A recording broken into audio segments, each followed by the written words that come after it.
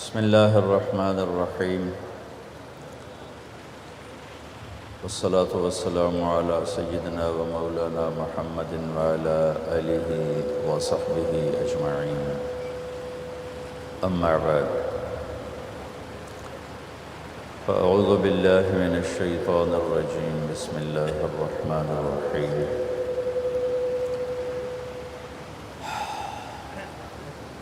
إن هذا القرآن يهدي للتي هي أقوم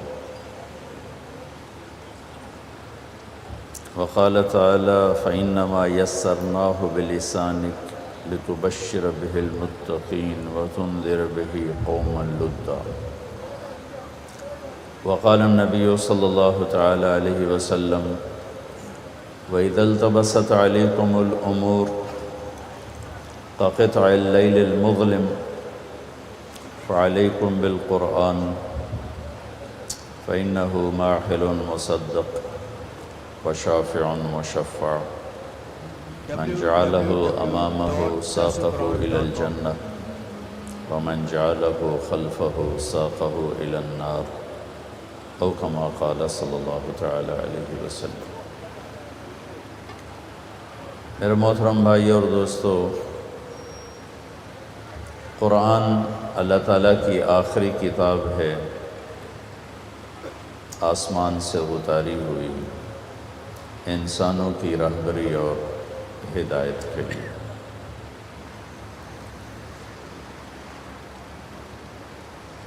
ساری آسمانی کتابوں کو اللہ تعالیٰ نے رمضان میں اتارا، اس کی پسند، اس کی حکمت۔ موسیٰ ابراہیم علیہ السلام پر صحف چھوٹی کتاب ہے، رمضان میں، یکم رمضان۔ موسیٰ علیہ السلام پہ تورات 6 رمضان۔ یہ جو تاریخیں ہیں یہ مختلف ہیں، کبھی کسی روایت میں کوئی تاریخ ہے کوئی، لیکن یہ بات طے ہے کہ سب رمضان میں ہے۔ داؤد علیہ السلام پہ زبور 12 رمضان، عیسیٰ علیہ السلام پہ انجیل 18 رمضان، جناب رسول اللہ صلی اللہ تعالی علیہ وسلم پر قرآن 21 رمضان۔ انا انزلناہ فی لیلۃ القدر وما ادراک ما لیلۃ القدر لیلۃ القدر خیر من 1000 شہر۔ پیر کی رات 21 رمضان یا 24 رمضان، اس کی بھی روایت ہے۔ جبریل نے آ کر آپ کو خوشخبری سنائی کہ آپ کائنات کے آخری رسول، اللہ نے آپ کو پسند فرمایا۔ باقی کتابیں ایک دم اتری، پوری اکٹھی ایک ہی وقت۔ قرآن پاک کو اللہ نے 23 سال میں پھیلایا اور تھوڑا تھوڑا کر کے اتارا۔ تنزیل ممن خلق الارض والسماوات العلی، تنزیل من الرحمن الرحیم، کتاب فصلت آیاتہ قرآنا عربیا لقوم یعلمون۔ تنزیل کہتے ہیں بار بار اتارنے کو، بار بار اتارنا۔ انزل ایک دم اتارنا، تنزیل بار بار اتارنا۔ تو قرآن اللہ کا آخری پیغام ہے۔ علامہ زرکشی فرماتے ہیں اس کا کوئی نام رکھا جاتا تو اس کا نام تھا ھذا بلاغ للناس، یہ پیغام ہے لوگوں کو پہنچانے کے لیے۔ پہنچائے گا کون؟ وہ یہ امت پہنچائے گی۔ اور ہماری بدقسمتی ہے کہ ہم اخبار کے زیادہ قریب ہیں، قرآن سے زیادہ دور ہیں۔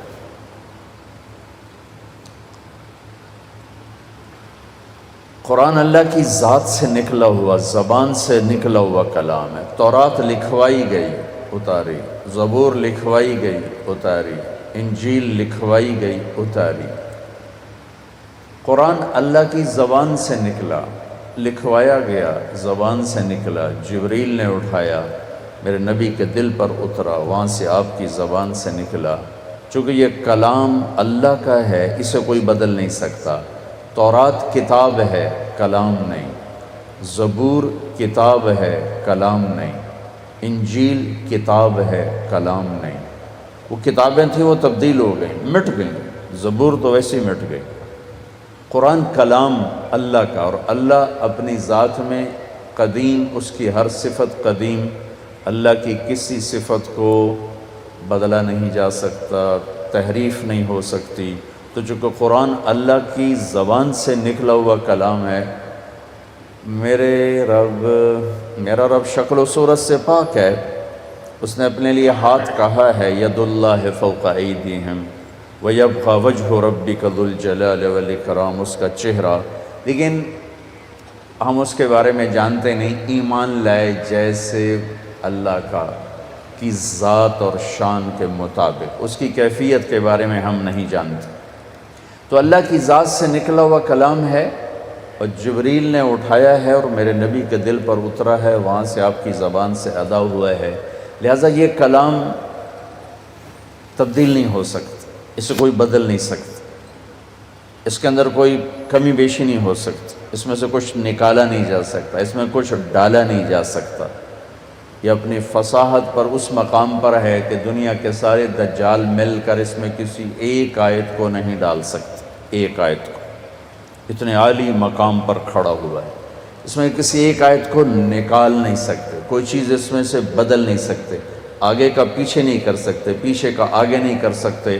وَإِنَّا لَهُ لَحَافِظُونَ، اللہ تعالیٰ کی حفاظت کا اس کے اوپر پہرا ہے۔ ایک انگریز پروفیسر عربی کا، فنکل، عربی کا ماہر عربوں سے بھی زیادہ، ایک کانفرنس تھی، اس میں مصر کے ایک بڑے شیخ، بڑے علامہ، استاد ادیب الکامل، تو یہ پروفیسر ان سے کہتا ہے کہ آپ جیسا علامہ بھی یہ سمجھتا ہے کہ قرآن آسمانی کلام ہے، آپ جیسا عالم فاضل عربی دان بھی یہ سمجھتا ہے کہ یہ آسمان والے کا کلام ہے، یعنی یہ تو بنایا ہوا کلام ہے۔ تو ادیب کامل رحمۃ اللہ علیہ نے فرمایا بیٹھ جاؤ بیٹا جاؤ، کہ دیکھو تم بھی بہت عربی پڑھے ہو، میں خود عرب ہوں، عربی دان ہوں، میں تمہیں قرآن کا ایک مفہوم بتاتا ہوں کہ جہنم بہت بڑی ہے، یہ قرآن نے کہا ہے، جہنم بہت بڑی ہے، 10 جملے اس پر لکھو اپنے علم اور اپنی طاقت سے، اور 10 میں لکھتا ہوں اپنے علم اور اپنی طاقت سے۔ تو دونوں بیٹھ گئے، قلم کاغذ سنبھال لیا، 10 جملے فنکل نے لکھے اور 10 جملے ادیب کامل رحمۃ اللہ علیہ نے لکھے، پیپر سامنے رکھ لیے ٹیبل پر، فرمایا اس سے بہتر لکھ سکتے ہو؟ کہا نہیں، کہنے لگے میں بھی اس سے بہتر نہیں لکھ سکتا۔ اچھا یہ واقعہ سنانے میں مطلب آپ یا میں تمیز نہیں کر سکتے کہ کیا فرق ہے، لیکن ایک چیز آپ کے سامنے آئے، کچھ تو سامنے آئے۔ کہنے لگے اب سنو قرآن کیا کہتا ہے، جہنم بہت بڑی ہے۔ تم نے 10 جملے لکھے، میں نے 10 جملے لکھے۔ قرآن یوں کہتا ہے یوم نقول لجہنم هل امتلأت فتقول هل من مزید، سورہ قاف، کہ جب ہم جہنم سے کہیں گے تو بھر گئی ہے، تو وہ کہے گی اور بھی لے آئیں تو میں حاضر ہوں۔ ترجمے میں میرے آپ کے لیے کوئی کشش نہیں، الفاظ کے فرق کی تمیز ہمیں نہیں، لیکن جو جانتا تھا اس کا منہ کھلا رہ گیا، یوں کیا اس نے، کیا یہ قرآن میں ہے، کیا یہ قرآن میں ہے؟ تو استاد ادیب نے فرمایا رحمۃ اللہ علیہ ہاں یہ قرآن میں ہے۔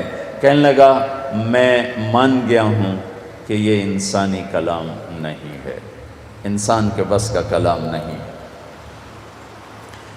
تو اللہ کی قدرت کا شاہکار ہے قرآن، سارے امت قرآن سن رہے ہیں، قرآن پڑھ رہے ہیں، قرآن سن رہے ہیں، یہاں میں قرآن کا ختم ہوا ہے۔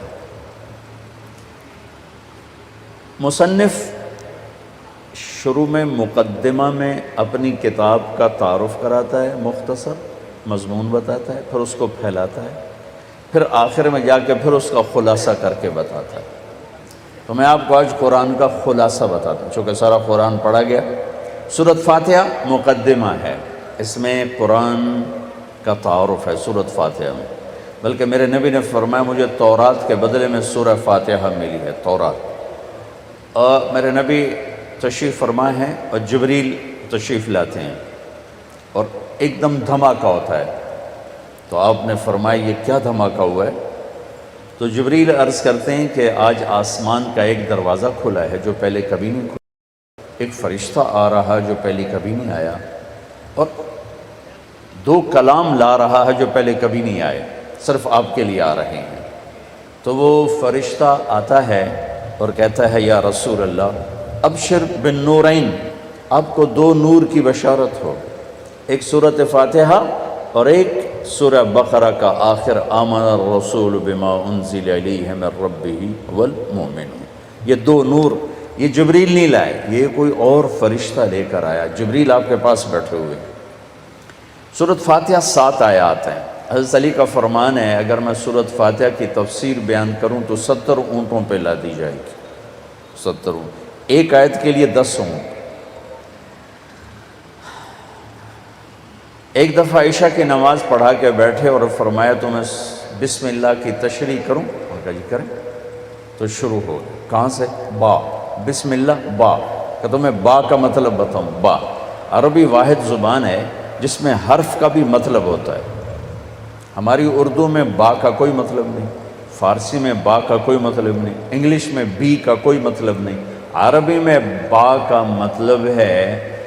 اور آپ شروع ہوئے عشاء کی نماز کے بعد، فجر کی اذان ہو گئی، ابھی با کی تشریح چل رہی تھی۔ یہ علم ہے، یتفجر العلم من جوانبہ، کہنے والے کہتے ہیں حضرت علی کے روئیں روئیں سے علم کے چشمے پھوٹتے تھے، چشمے۔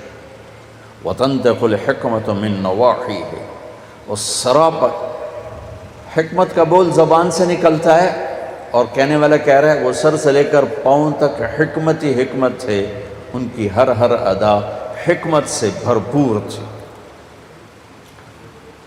سارے قرآن کا خلاصہ سورۃ فاتحہ ہے، اور سورۃ فاتحہ کا خلاصہ ایاک نعبد و ایاک نستعین ہے، صرف تیری بندگی صرف تجھ سے مانگنا، کسی اور سے نہیں مانگنا۔ وَإِذَا سَأَلْتَ فَاسْأَلِ اللَّهِ، جب بھی سوال کرنا اللہ سے کرنا۔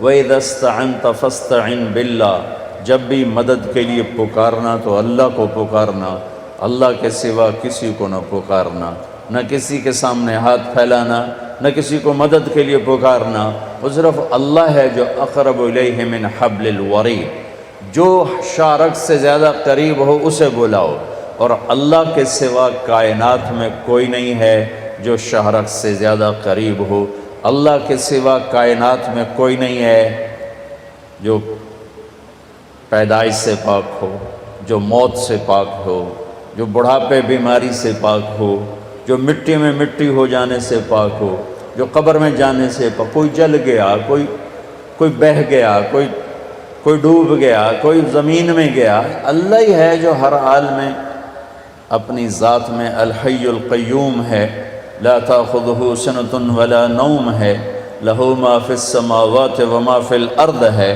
من ذا الذی یشفع عنده الا باذنہ ہے، یعلم ما بین ایدیہم وما خلفہم ہے، ولا یحیطون بشیء من علمہ الا بما شاء ہے، وسع کرسیہ السماوات والارض ہے، ولا یؤودہ حفظہما ہے، وہو العلی العظیم ہے، لہ ما فی السماوات وما فی الارض وما بینہما وما تحت الثری، ساری کائنات بحر و بر کا تن تنہا اکیلا مالک ہے۔ وَإِن تَجْهَرْ بِالْقَوْلِ فَإِنَّهُ يَعْلَمُ السِّرَّ وَأَخْفَى، آہستہ بول، زور سے بول، دل کی دھڑکنوں میں بول، تیرا رب تیری ہر پکار، ہر صدا، ہر فریاد، ہر سرگوشی اور ہر دل کی آہٹ کو تیرا رب سنتا ہے۔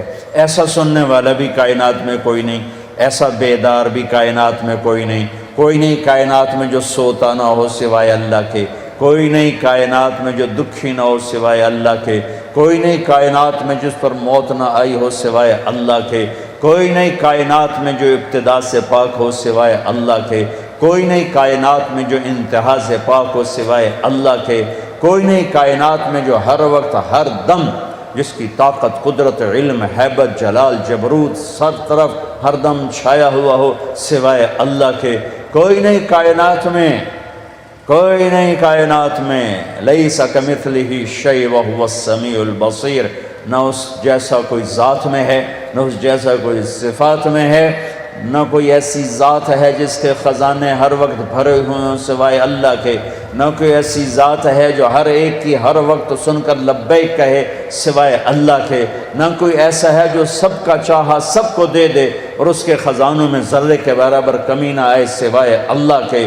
کوئی کائنات میں ایسا نہیں جو ہر انسان کی زبان سمجھے، لہجہ سمجھے، اس کی گفتگو سمجھے، جو گونگوں کی سمجھے، کوے کی سمجھے، طوطا کی سمجھے، مینا کی سمجھے، فاختہ کی سمجھے، سانپ کی سمجھے، بچھو کی جانے، مکھی کی جانے، مچھر کی جانے، مچھلی کی جانے، عقاب کی جانے، ذرے ذرے کی زبان جانے، چیونٹی کے بول کو جانے، چیونٹی کی فریاد کو جانے، درخت کے پتے کی تسبیح کو سنے، ذرے ذرے کی تسبیح کو سنے، کائنات پر تنے تنہا مالک ہو، خالق ہو، رازق ہو، اور کوئی اس کا شریک نہ ہو، سہیم، کوئی اس کا وزیر نہ ہو، مشیر نہ ہو، بیوی نہ ہو، بچہ نہ ہو، کوئی اس کا پارٹنر نہ ہو، کوئی اس کا وارث نہ ہو، وہ کسی سے وراثت میں ملک لینے والا نہ ہو، بلکہ اول بھی ہو، آخر بھی ہو، ظاہر بھی ہو، باطن بھی ہو، والی بھی ہو، متعال بھی ہو، بر بھی ہو، تواب بھی ہو، منتقم بھی ہو، عفو بھی ہو، رؤوف بھی ہو، مالک بھی ہو، ذوالجلال والاکرام بھی ہو،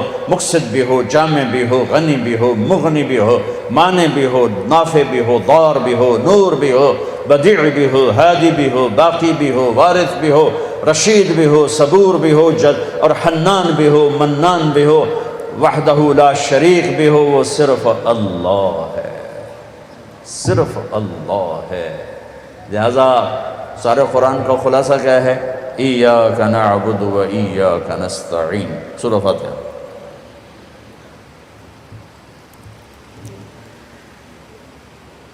تو میرے بھائیوں، سورۃ فاتحہ میں خلاصہ، پھر اس کو پھیلایا 30 پاروں میں، اب پھر 30واں پارہ آ گیا، سارے قرآن کو پھر خلاصہ کر کے 3 آیت میں بیان کر دے، بس وہی آپ کو بتاتا ہوں۔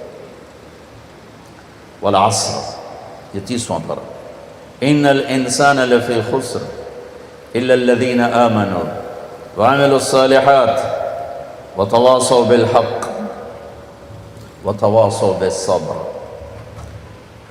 قرآن قسمیں اٹھاتا ہے، اللہ قسمیں اٹھاتا ہے قرآن میں، یہ قرآن کی آخری قسم ہے، قرآن کی پہلی قسم، پہلی قسم سورہ نساء، فلا وربک لا یؤمنون حتی یحکموک فیما شجر بینہم ثم لا یجدوا فی انفسہم حرجا مما قضیت ویسلموا تسلیما۔ یہ قرآن کی پہلی قسم، یہ قرآن کی سب سے حسین، خوبصورت، سب سے خوبصورت قسم۔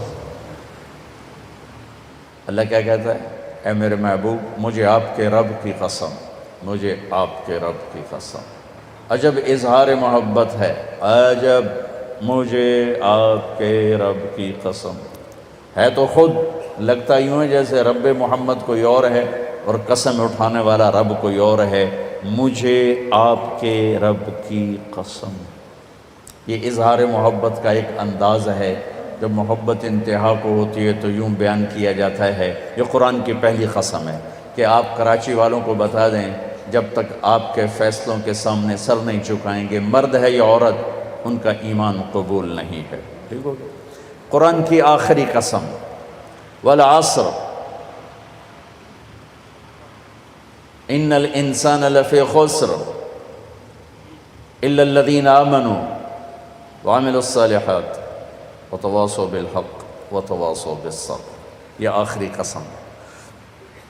اللہ تعالیٰ نے کامیاب ناکام کون ہے اس کو یہاں بیان کر دیا ہے۔ یہ سورت 3 آیات پر ہے، آخری قسم ہے، اور اس سورت میں جلال ہے، جلال ہے، کلام میں جلال ہے۔ تھوڑا پہلے جمال آتا ہے، یہاں جلال ہے، زبردست، لہجہ زبردست ہے، لہجے میں گھن گرج ہے، لہجے میں جھنجھوڑنا ہے، جھنجھوڑنا کہ اتنا قرآن تمہیں سنا دیا، تم نہیں سمجھے، تم نے سر نہیں اٹھایا، تم نے کان نہیں دھرے، اب بات ختم ہونے کو ہے اور میں سارے قرآن کو سمیٹ کے 3 آیات میں بند کر رہا ہوں، اب کان کھول کے سنو ورنہ ہمیشہ کی تباہی اور بربادی مقدر بن جائے گی۔ ساری دنیا کے انسان ناکام ہیں، کوئی کامیاب بھی ہے؟ ہم کامیاب ہیں۔ کون؟ آمنو، جو ایمان لائے، کافر نکل گئے، وعملوا الصالحات، جنہوں نے عمل اچھے کیے، ایمان والے نکل گئے، وتواصوا بالحق، جنہوں نے حق کی دعوت دی، عمل والے نکل گئے، وتواصوا بالصبر، جنہوں نے صبر کی دعوت دی، دعوت والے نکل گئے۔ ہر جگہ ناکامی کا مفہوم بدلتا جا رہا ہے، سب سے جا کر آخر میں کامل کامیابی کا پروانہ مل رہا ہے۔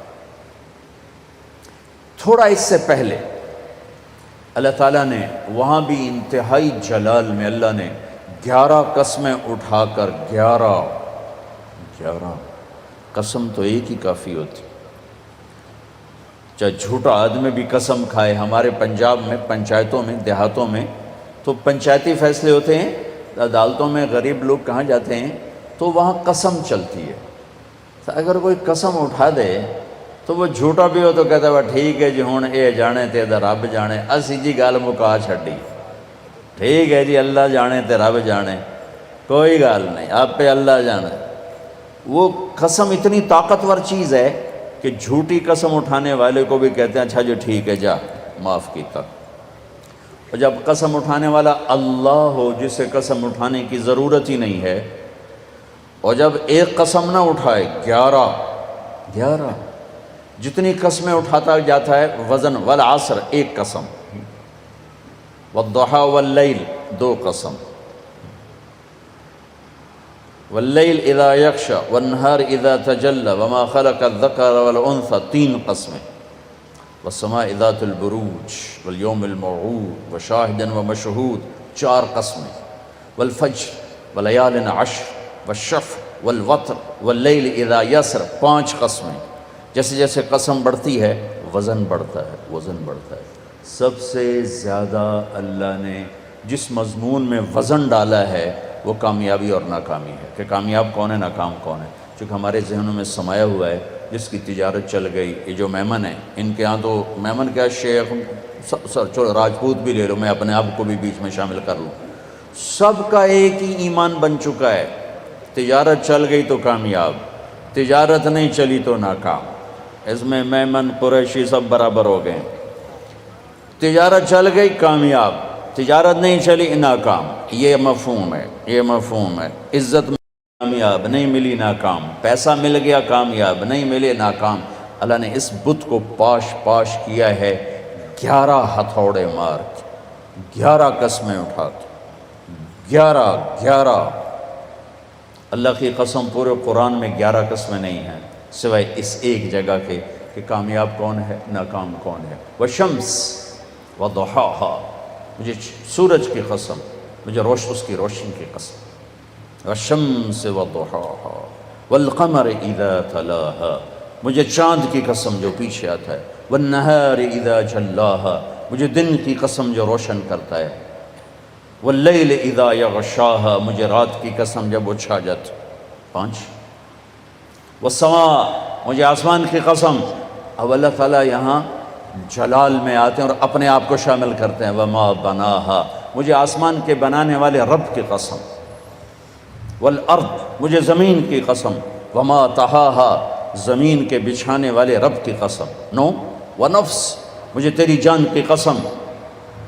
وما سواہا، تیری جان کے بنانے والے رب کی قسم۔ 11 قسمیں، ٹھا ٹھا ٹھا ٹھا۔ او ہو، یہ اندر کے بتوں پر فائر ہو رہے ہیں، اندر کے بتوں کو توڑا جا رہا ہے، اور آخر میں اللہ نے نتیجہ کیا دیا ہے؟ جواب قسم، قد افلح من زکاہا وقد خاب من دساہا، جس نے اپنے من کو پاک کیا وہ کامیاب ہے، چاہے تجارت چلے یا نہ چلے، اور جس نے اس کو گندا کر دیا وہ ناکام ہے، چاہے تجارت چلے یا نہ چلے۔ اسی کو آگے جا کے کھولا ہے کہ پاک کیسے ہوتا ہے اور ناپاک کیسے ہوتا ہے۔ جب وہ ایمان لاتا ہے تو 1/4 پاکیزگی اور 3/4 ناپاکی۔ اگر وہ ایمان میں ہی نہیں ہے تو پورا گندا، پورا ناپاک، پورا ناکام۔ ایمان آیا، ایمان 1/4 پاکیزگی، 3/4 گندگی۔ عمل آیا 1/2 پاکیزگی، 1/2 ناپاکی۔ دعوت آئی ایک دوسرے کو حق کی دعوت، 3/4 پاکیزگی، 1/4 تھوڑی میل کچیل۔ صبر آیا تو سارا پاک ہو گیا، سارا صاف ستھرا ہو گیا۔ سورۃ والشمس میں اللہ نے اشارہ کیا، اسے پاک کرو کامیاب، اسے گندا کرو گے ناکام۔ گندا کیسے ہوگا؟ ایمان کوئی نہیں، گندا۔ عمل کوئی نہیں، گندا۔ تبلیغ کا کام نہیں، گندا۔ صبر کوئی نہیں، گندا ہو گیا۔ یہ پاکیزہ کیسے ہوگا؟ عمل، ایمان بناؤ، عمل بناؤ، دعوت بناؤ، تبلیغ بناؤ اور صبر بناؤ۔ یہ 4 کام مرد عورتوں پر کرنے ضروری ہیں، اس کے بغیر نہ کوئی مرد کامیاب ہے نہ کوئی عورت کامیاب۔ والعصر، یہ عجب قسم اللہ نے اٹھائی۔ والعصر، مجھے زمانے کی قسم۔ زمانہ چونکہ ایک رفتار سے، زمانہ نہیں بدلتا، انسان بدلتے ہیں، لہذا والعصر، زمانے کی قسم کے لحاظ سے مطلب یہ ہے کہ میرے بندو یہ قانون ابدی ہے، دائمی ہے، ازلی ہے۔ آدم علیہ السلام سے نسل شروع ہوئی اور قیامت کے دھماکے تک نسل آئے گی۔ یہی 4 اصول ہیں کامیابی کے، اور یہی 4 اصول ہیں دنیا اور آخرت کی عزتوں کے، اور انہی کو چھوڑ دینا ہی ناکامی ہے، چاہے زمانہ ماضی ہو، حال ہو اور مستقبل ہو۔ والعصر، زمانے کی قسم، زمانے کی قسم، انہی 4 کے ساتھ پار نکلو گے ورنہ نہیں نکل سکتے۔ والعصر، مجھے عصر کے وقت کی قسم، عصر کے وقت کی قسم۔ عصر کے وقت کی قسم کیوں اٹھائی ہے؟ عرب کی تہذیب کو سمجھنا پڑے، تب پتہ چلے گا کہ عصر کے وقت کی قسم کیوں اٹھائی ہے۔ عرب دشمنی کا ملک ہے، قتل و غارت کا ملک ہے، لڑائی جھگڑوں کا دیس ہے۔ عصر کے قریب قافلے تیز چلتے تھے کہ شام دن ڈوبنے سے پہلے کسی محفوظ پناہ گاہ تک پہنچ جائیں تاکہ دشمن کے حملے سے محفوظ ہو جائیں۔ تو قافلوں میں تیزی آ جاتی تھی، سفر میں تیزی آ جاتی تھی۔ کام کرنے والے بھی جلدی کام سمیٹتے تھے کہ جیسے ابھی رمضان میں افطاری کے قریب سب جگہ تیزی آ جاتی، وہ جلدی کرو، افطاری قریب ہے۔ دکانوں میں بھی تیزی، خریدار میں بھی تیزی، گاہک میں بھی تیزی، اور تاجر میں بھی تیزی آ جاتی ہے، بھائی جلدی کرو۔ والعصر کو یہاں سے سمجھو، آپ والعصر کو یہاں سے سمجھو کہ عرب کا دیس ہے، دشمنیوں کا ملک ہے، قتل و غارت عام ہے، مارنا مرنا، مار دینا، میدان میں مرنا، یہ ان کی عزت ہے۔ بستر پہ مرنا ان کے ہاں عیب ہے۔ بنو اسد، بنو امیہ کو شرمندہ کر رہا ہے کہ تم بھی کوئی قبیلہ ہو، آج تک تمہارا ایک آدمی میدان جنگ میں نہیں مرا، سارے بستروں پر مرے ہیں، تم بھی کوئی قبیلہ ہو، یہ ان کی نیچر ہے۔ تو والعصر میں ایک بڑا خوبصورت پیغام ہے کہ جیسے عصر کا وقت دن کو ٹائٹ کر دیتا ہے اور دن چھپنے میں تھوڑا وقت رہ جاتا ہے، تو میرے بندو تم کیا کرتے ہو؟ تیزی دکھاتے ہو۔ اسی طرح کائنات کی عصر ہو چکی ہے اور قیامت بہت قریب آ چکی ہے۔ اسی طرح تیری زندگی کی عصر ہو چکی ہے اور موت قریب آ چکی ہے۔ یہ 4 کام جلدی سمیٹ لے، جلدی سمیٹ لے کہ وقت کا تیز رفتار پہیہ ہر لمحے تیری زندگی کو لے کے کھینچ کے لے جا رہا ہے، لے جا رہا ہے، لے جا رہا ہے۔ دن رات کے کلہاڑے تیری زندگی کے درخت کو کاٹ رہے ہیں، دن رات کی آریاں تیرے تنے کو چیرتی جا رہی ہیں، چیرتی جا رہی ہیں، چیرتی جا رہی ہیں، اور تو ایک دن کھوکھلے کے تنے کی طرح گر کے مٹی میں مٹی ہو جائے گا۔ تیری اولاد کو بھی یاد نہیں رہے گا کوئی ہمارا باپ تھا، کوئی ہماری مام تھی۔ جیسے آج ہمیں یاد کوئی نہیں، ایسے ہمیں کوئی یاد نہیں کرے گا۔ یہی اس دنیا کی ریت ہے۔ تو والعصر میں اتنا خوبصورت پیغام ہے کہ ٹائم تھوڑا رہ گیا ہے، جلدی کر لو، ٹائم تھوڑا ہے، جلدی کر لو، جلدی کر لو۔ اور اس امت کی عمر ہی ویسے ہی تھوڑی ہے، 60-70 سال، جلدی کر لو، جلدی کر لو۔ اس میں سے کتنی گزر گئی، اب کتنی باقی ہے، جلدی کر لو، جلدی کر لو۔ ایک مطلب والعصر کا، اور یہ لغت کا ہے، یعنی لغت میں سے، تفسیر سے نہیں بتا، پہلے دو تفسیر سے بتا رہا ہوں۔ یہ ہے لفظ سے، لفظ کی دلالت سے۔ عصر کہتے ہیں نچوڑنے کو، نچوڑنا۔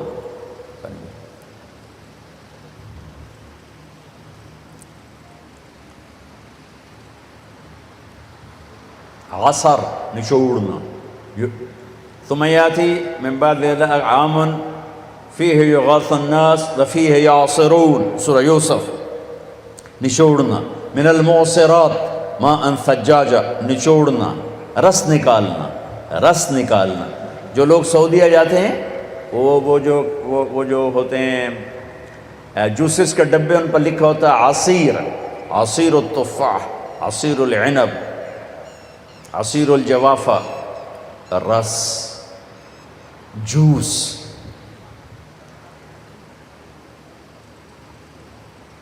جوس میں کیا خوبی ہے؟ یہ گلاس ہے نا، اس میں ایک آم نہیں آ سکتا، اس میں ایک مالٹا ڈالو اوپر ہی پھنس کے کھڑا ہو جائے گا، لیکن اسی میں 4 مالٹوں کا جوس آ جائے گا، 4 چھوٹے چھوٹے مالٹوں کا جوس آ جائے گا، 2 مالٹوں کا جوس آ جائے گا۔ ایک آم اندر نہیں جا سکتا، لیکن 2 آم کا جوس نکالو، 3 کا نکالو تو اس میں سما جائے گا۔ چیز زیادہ کو سکیڑ کر چھوٹا کر کے پیش کرنا، تو ایک اس کا مطلب یہ بنتا ہے کہ میرا رب فرما رہا ہے، میں نے 30 پارے تمہیں قرآن سنایا، تم نے کان نہیں دھرے، یا دھرے بڑی اچھی بات ہے، اب میں تمہیں سارے قرآن کا جوس نکال کے، جوسر میں ڈال کے، اور تمہیں سارے قرآن کا جوس نکال کر 4 چیزوں میں ڈال کے بتا دیتا ہوں، یہ 4 کام کر لو، سارا قرآن تمہارے اندر آ جائے گا۔ بڑا خوبصورت مطلب ہے۔ اللہ تعالیٰ پوری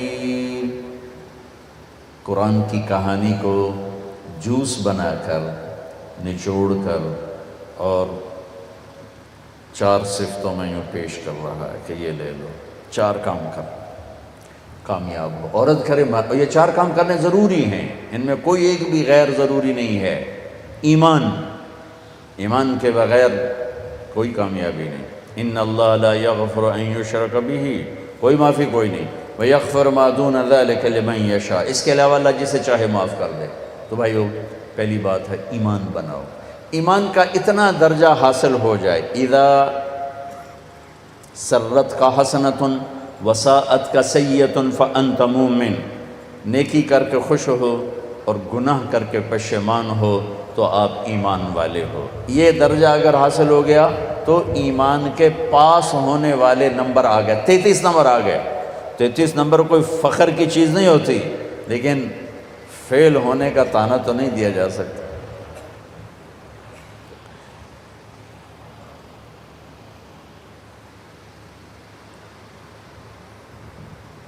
الا الذین آمنوا، ایمان۔ ایک حدیث سنا دوں، ایمان کی ساری چیزیں آ جائیں۔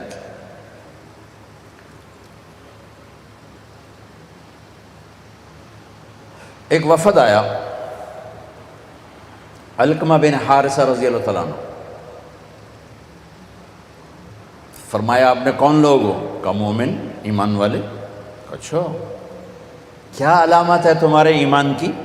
کہ 15 خصلۃ، 15 باتیں ہمارا ایمان ہے، 15 باتیں ہمارے ایمان کی ہیں۔ 5 آپ نے بتائیں، 5 صحابہ نے بتائیں، 5 ہم پہلے سے کرتے ہیں۔ آپ نے کہا اچھا، میں نے کیا بتایا؟ کہ آپ نے کہا آمن نؤمن باللہ و ملائکتہ و کتبہ و رسلہ و بالبعث بعد الموت۔ اللہ کا شکر ہے ہمارا اس پر ایمان ہے۔ کہا اچھا 5 میرے صحابہ نے کیا بتائیں؟ کہ لا الہ الا اللہ محمد رسول اللہ، شکر ہے ہمارا ایمان ہے۔ نماز پڑھیں ہمارا ایمان ہے، زکوٰۃ ہمارا ایمان ہے، روزہ ہمارا ایمان ہے، حج ہمارا ایمان ہے۔ نماز، زکوٰۃ، روزہ، حج۔ ایمان کے بعد کچھ نماز پڑھتے ہیں، بہت سارے نہیں پڑھتے۔ ایمان کے بعد تھوڑے لوگ زکوٰۃ دیتے ہیں، بے شمار لوگ زکوٰۃ نہیں دیتے۔ ایمان کے بعد کچھ لوگ حج کرتے ہیں، کچھ لوگ نہیں کرتے۔ لیکن نہ کرنے سے آدمی کافر نہیں ہوتا ہے، انکار کرنے سے آدمی ایمان سے نکل جاتا ہے۔ تو اللہ کا فضل ہے یہ 5 بھی ہیں، نماز نہ پڑھنے والا بھی شکر ہے ایمان تو ہے۔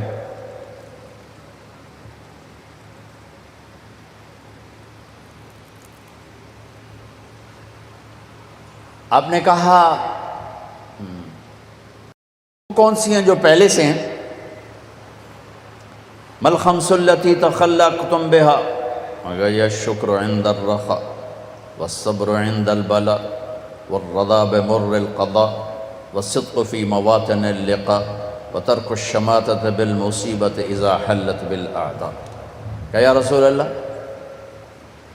فراخی پہ شکر، اللہ دیتا ہے شکر، اللہ لیتا ہے صبر، تقدیر کے فیصلوں پہ راضی، میدان جنگ میں پیٹھ نہ پھیرنا، دشمن کی تکلیف دیکھ کر بھی خوش نہ ہونا۔ آپ نے کہا واہ واہ واہ واہ واہ واہ، تم تو بڑے عالی شان لوگ ہو، 5 اور لے لو، ایمان مکمل، ایمان مکمل۔ پہلی 5 آمنت باللہ و ملائکتہ و کتبہ و رسلہ و بالبعث بعد الموت، یہ سارا مجمع اسی صفت والا بیٹھا ہوا۔ دوسری 5 شہادت لا الہ الا اللہ محمد رسول اللہ کی گواہی، نماز، روزہ، زکوٰۃ، حج، سب ماننے والے بیٹھے ہیں۔ کچھ نماز پڑھتے ہیں، کچھ نہیں پڑھتے، لیکن انکار کوئی نہیں کرتا کہ نماز ہے نہیں، روزہ ہے نہیں، زکوٰۃ ہے نہیں۔ شاید کوئی بد نصیب ہو ایسا۔ اگلی 5 ملے تو شکر، لے لے تو صبر، تقدیر پر راضی، میدان میں اڑ جانا۔ اب ہمارے لیے میدان جنگ کیا ہے؟ ہمارے لیے تو توپ تلوار کوئی نہیں، ہمارے لیے بازار میں سچ بولنا، یہ میدان جنگ ہے۔ سارا بازار جھوٹ بول رہا ہے، سچ بولو۔ سارا بازار ڈنڈی مار رہا ہے، صحیح تولو۔ سارا بازار کھوٹ کر رہا ہے، کھوٹ سے پاک ہو کے بیٹھو۔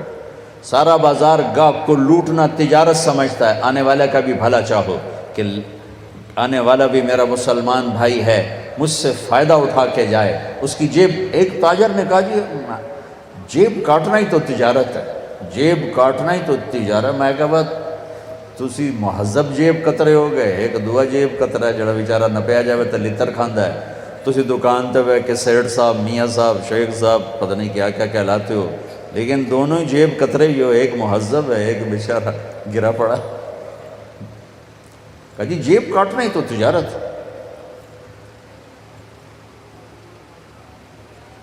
تو جمنا کس پر؟ سچائی پر، دیانت پر، عدل پر، انصاف پر، کھوٹ سے پاک زندگی، جھوٹ سے پاک زندگی، ملاوٹ سے پاک تجارت، سود سے پاک تجارت، دھوکہ سے پاک تجارت، فراڈ سے پاک تجارت، رشوت سے پاک رزق، سود سے پاک رزق، حرام سے پاک رزق۔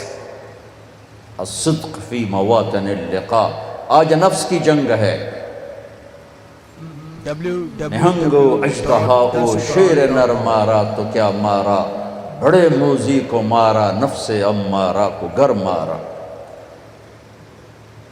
شکر، صبر، رضا بر قضا، سچائی، 5ویں چیز دشمن کو بھی تکلیف میں دیکھ کے خوش نہ ہونا۔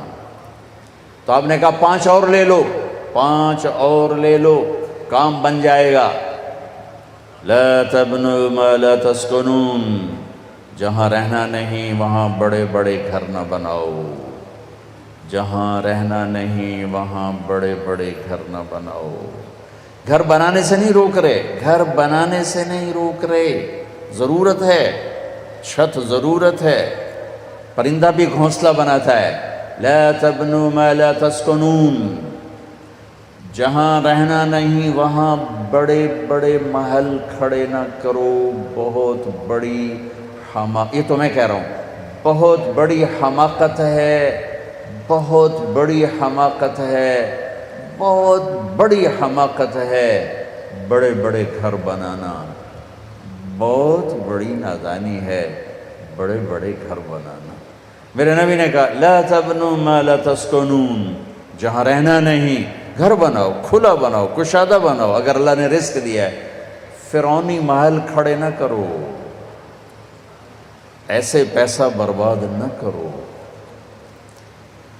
لا تجمعوا ما لا تاکلون، جسے استعمال نہیں کرنا اسے جوڑ کے مت رکھو، کسی ضرورت مند کو دے دو۔ تمہارے ضرورت کی ہے رکھو، تمہاری ضرورت کے نہیں کسی ضرورت مند کو دے دو۔ لا تنافسوا فیما غدا عنہ تزولون، جس دنیا کو چھوڑ کے جانا ہے اس کی دوڑ نہ لگاؤ، دوڑ نہ لگاؤ، دوڑ نہ لگاؤ۔ دوڑ لگانے کا کیا مطلب ہے؟ کہ دنیا کماتے ہوئے نہ جھوٹ کی پرواہ نہ سچ کی، نہ حلال کی پرواہ نہ حرام کی، نہ دھوکے کی پرواہ نہ فراڈ کی، نہ دیانت کی پرواہ نہ خیانت کی، نہ سود کی پرواہ نہ غیر سود کی۔ پیسہ آنا چاہیے، پیسہ آنا چاہیے، پیسہ آنا چاہیے، یہ دوڑ رہا ہے، چاہے وہ ریڑھی پہ بیٹھا ہے اور چاہے وہ بہت بڑے کاروبار پر بیٹھا ہے، اور جو سچائی کے ساتھ چل رہا ہے چاہے وہ ساری دنیا میں کاروبار کر رہا ہے، یہ دوڑ میں نہیں ہے۔ دوڑ میں وہ ہے جو حلال حرام کی پرواہ کیے بغیر پاگلوں کی طرح بھاگا جا رہا ہے۔ تو میرے نبی نے فرمایا دنیا کی دوڑ نہ لگانا، دوڑ نہ لگانا۔ چوتھا واتقوا اللہ الذی الیہ تحشرون، جس اللہ کے سامنے جانا ہے اس سے حیا کرنا، اس سے ڈرنا، ایک دن اس کے سامنے کھڑے ہونا ہے۔ پانچواں وارغبوا فیما غدا الیہ تصیرون وفیہ تخلدون، جس جنت میں ہمیشہ جا کے رہنا ہے اس جنت کی رغبت شوق رکھنا، اس جنت کی رغبت اور شوق رکھنا۔ یہ ایمان کے 20 خوبصورت ٹپس ہیں جو میرے نبی کے سامنے 15 صحابہ نے بتائے، 5 آپ نے دیے، ایمان مکمل ہو گیا۔ الا الذین آمنوا۔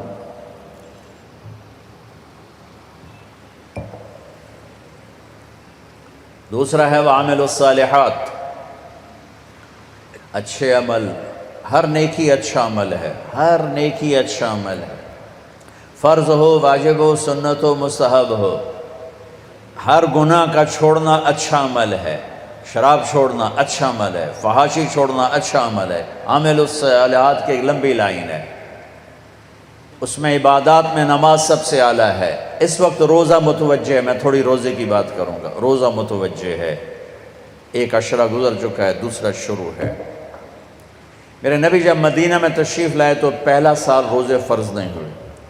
ہجرت کا دوسرا سال شعبان کی 2 تاریخ پیر کے روز روزے کی فرضیت کی آیات آئیں، یا ایھا الذین آمنوا کتب علیکم الصیام کما کتب علی الذین من قبلکم لعلکم تتقون۔ 2 شعبان، میرے نبی نے 9 رمضان پائے، 9 اور میرے نبی کے سارے رمضان گرمی میں آئے، سردی میں کوئی رمضان نہیں۔ اب ستمبر میں تشریف لے گئے تھے، ستمبر میں، اور یوں انگریزی مہینہ یوں چلتا ہے اور عربی مہینہ اس کو کاٹتا ہوا یوں چلتا ہے۔ اب ستمبر میں پہنچے تو اگلا پورا سال گزر گیا، اس سے اگلے سال رمضان کی فرضیت کوئی جولائی میں آئی، جولائی تقریباً اگست جولائی۔ آپ کا رمضان سارا گرمی میں گزرا ہے، 9 رمضان گزارے، سارے گرمی میں گزارے، سردی میں کوئی رمضان نہیں گزارا۔ سردی میں روزے رکھے آپ مسلسل، رمضان کی تیاری آپ رجب سے شروع کرتے تھے۔